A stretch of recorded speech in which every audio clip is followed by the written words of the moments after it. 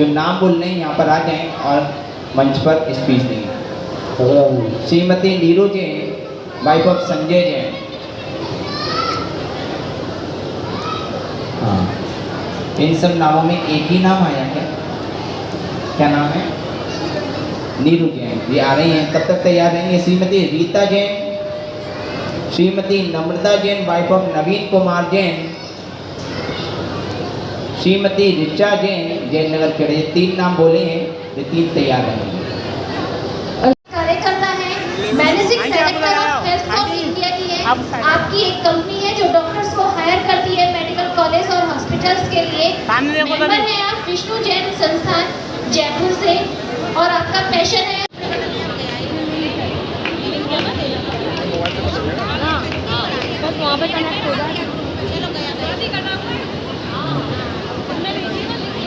हाँ। इसके बाद देखो, बहुत देर बैठे बैठे बोर ना हो जाए तो हमारे देखो नाटक करने वाले बहुत देर से तैयार बैठे हैं, सज धज करके बैठे हैं, और इनका चेहरा जो खुशी से फूल।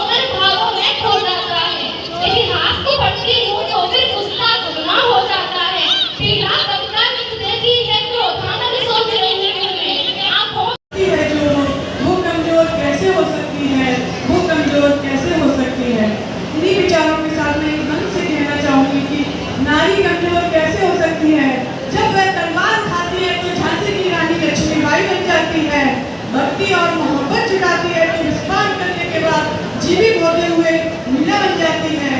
त्याग और तपस्या की बारी आती है तो अपने इकलौते बेटे को कुर्बानी देते झकती नहीं है और रानी पन्नाबाई बन जाती है, और यमराज से लड़कर जब वापस नहीं आती है तो वह सावित्री बन जाती है। सकल विश्व को आत्म विभोर बेहद कहा मात्र तुम्हारा, कहकर तुम्हें अनादि है, जग को जीवन देने वाली मौत भी तुमसे हारी है। बहुत सुंदर। के लिए धुंधला है और आज की तारीख में विपरीत परिस्थितियों में धर्म को निभा लेते हैं, ये सबसे बड़ा धर्म है, क्योंकि महिलाओं को ये सबकी जरूरत मिलती है कि उसे धर्म रूप पिता का घर भी संभालना पड़ता है और कर्म रूप अपने ससुर का भी घर संभालना पड़ता है। ये धर्म में ये तो क्या है। हम थोड़ा 16वीं शताब्दी की ओर जाएंगे, जिस समय पुर्तगाली हमारे पूरे हिंदुस्तान पर हमला कर रहे थे। उस समय पर एक उल्लाल की महारानी थी। कहाँ की उल्लाल की? कर्नाटक की। उल्लाल की महारानी का नाम था रानी अबक्का। क्या आपको ज्ञात है ये रानी अबक्का कौन थी? रानी अबक्का वो थी जिन्होंने 3 बार पुर्तगालियों को खदेड़ा था। मैं अंग्रेजों की बात नहीं करूंगी, पुर्तगालियों की बात करूंगी, जिनको 3 बार रानी अबक्का ने खदेड़ा था। पहली बार पुर्तगालियों ने सोचा बहुत हल्के में लिया रानी को, चंद सैनिकों के साथ एक टुकड़ी भेज दी। जब वो टुकड़ी वहां गई और वापस नहीं आई तो उनके जो हेड थे, जनरल थे, उन्होंने तीसरी बार 2 बार और सेना भेजी, छोटी छोटी, वो वापस नहीं आई। तो उनको लगा कि ऐसा क्या है इस पानी में। अरे मैं घर के खर्चे उठाऊंगा, घर की EMI चुकाऊंगा या उसके दहेज के लिए पैसा बचाऊंगा। अरे जमाना बदल गया है, आने वाले टाइम में दहेज वहेज का चक्कर ही नहीं रहेगा। सब कहने की बातें हैं, आजकल का माहौल देखा है कितना खराब हो गया। अरे ऐसे माहौल में बेटी को संभालना आसान है क्या? तुम ऑफिस जाने में लड़की को पालना आसान है क्या? नहीं, मुझे पेंशन नहीं चाहिए। रोहित, आप पढ़े लिखे होकर भी ऐसी बातें कर रहे हो? पढ़ा लिखा हूँ तभी ऐसी बातें कर रहा हूँ। सारी उम्र स्ट्रगल करके यहाँ तक पहुँचा हूँ, अब बेटी का बोझ सिर पे ले लिया तो बच्ची को जिंदगी में स्ट्रगल में गुजारनी पड़ेगी। आप बेटी को बोझ क्यों समझ रहे हैं? आजकल लड़का लड़के में फर्क ही क्या है? फर्क है, लड़का लड़का होता है, लड़की लड़की। लड़का वंश बढ़ाता है और लड़की टेंशन।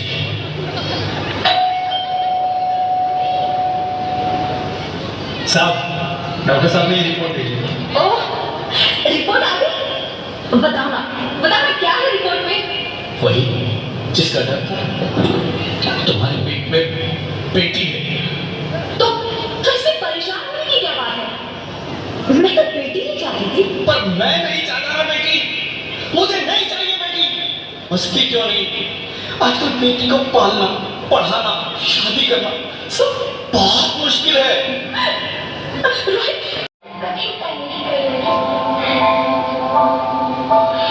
जब खाना खाने के बाद आपको मीठा खा रही होगी तो मैं रसोई में जाकर सारे बर्तन साफ कर दिया करूँगी। माँ, स्कूल की चिंता मत करना, मैं भैया की किताबों से अपने आप ही पढ़ लिख जाऊँगी। और हाँ, पापा से कहना मेरे दहेज की चिंता ना करें, मैं आपके साथ रहकर आपके बुढ़ापे का सहारा बनूंगी। और मैं ज्वाला भी, मैं ही पार्वती हूँ, और मैं ही संतोष, और मैं ही हूँ अन्नपूर्णा। आप सब?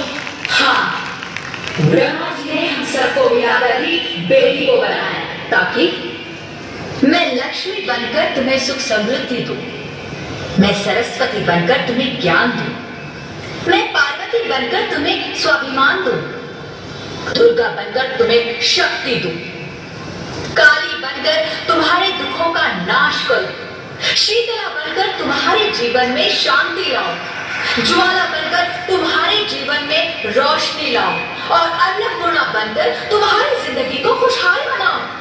और तुमने हमारी जिंदगी को कोख में ही खत्म कर दिया। हमारा कसूर क्या था? अरे हम तो तुम्हें कुछ देने ही आ रहे थे, क्योंकि तुम ही हमारे मंदिरों में आते हो, झोले फैलाते हो, और तुम ही कोख में हमारी कब्र बनाते हो। तुम जैसे लोगों को हमारे मंदिरों में आने का कोई हक नहीं है, जो मंदिर में आकर चुनरी उड़ाते हैं और कोख में ही हमारी बलि चढ़ाते हैं। हम तुम जैसे लोगों के घर अब कभी नहीं आएंगी, कभी तुम जैसे लोगों पर खुशियां नहीं बरसाएंगी, कभी नहीं। मुझे माफ कर दो, वो डर गया था, मैं आजकल के हालात देख के डर गया था। हालात को दोष मत दो मूर्ख, ये हालात भी तुम जैसे गंदी सोच के लोगों ने बनाए हैं।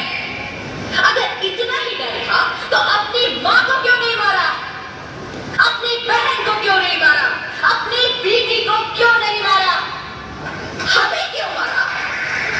डर तुम्हें लग रहा था तो तुम मरते, हमें क्यों मारा? बेटे के मुंह में, क्योंकि बेटा वंश चलाता है। अरे मूर्ख, अगर बेटा वंश है तो बेटी अंश है, अगर बेटा आन है तो बेटी गुमान है, अगर बेटा दवा है तो बेटी दुआ है, अगर बेटा गीत है तो बेटी संगीत है, और अगर बेटा भाग्य है तो बेटी भाग्य विधाता है। क्यों नहीं चाहिए बेटियां? है किसी के पास इस बात का जवाब? बेटियां क्यों नहीं चाहिए? हमारा क्या कसूर है? आखिर कसूर क्या है हमारा? हमारा चाहता है हमें। तुम जिंदा हो? जिंदा? हाँ, मुझे क्या हुआ है? हे भगवान, तेरा लाख लाख शुक्र है, तुम सचमुच जिंदा हो। हाँ, पर हुआ क्या? वो कब गई? तुम बिल्कुल ठीक कह रहे हो। बेटियां तो माँ बाप की रानियां होती है, मीठी मीठी प्यारी प्यारी कहानियां होती है। हमें इन्हें इस दुनिया में रहना ही होगा। इस दुनिया को अगर बचाना है तो हमें इन्हें बचाना ही होगा। हम सबको मिलकर इन्हें बचाना होगा, है ना रोहित? तुम ठीक कहती हो ज्योति, इसकी शुरुआत हम करेंगे। उम्मीद है कि सब लोग हमारा साथ देंगे।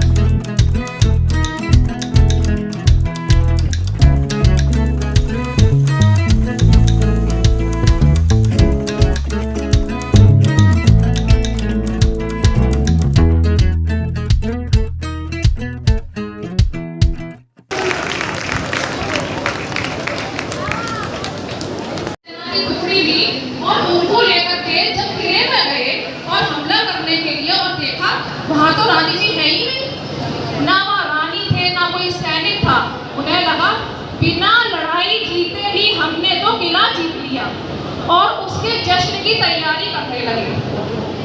जब जश्न की तैयारी हो गई, जश्न चल रहा था, तो रानी उल्लाल, जो रानी उल्लाल की थी, वो 200 सिर्फ 200 सेना की टुकड़ी लेकर उन पर टूट पड़ी और उनको वहां से खदेड़ा, वहां से नहीं खदेड़ा, कर्नाटक की सीमा से खदेड़ दिया। वो रानी उल्लाल जो अबक्का रानी थी, वो जैन शासकी थी। हमने अपनी जैन शासकी को कैसे भुला दिया? ये सन 1600 की बात है। मेरे को रानी लक्ष्मीबाई भी मेरा आदर्श है, बट रानी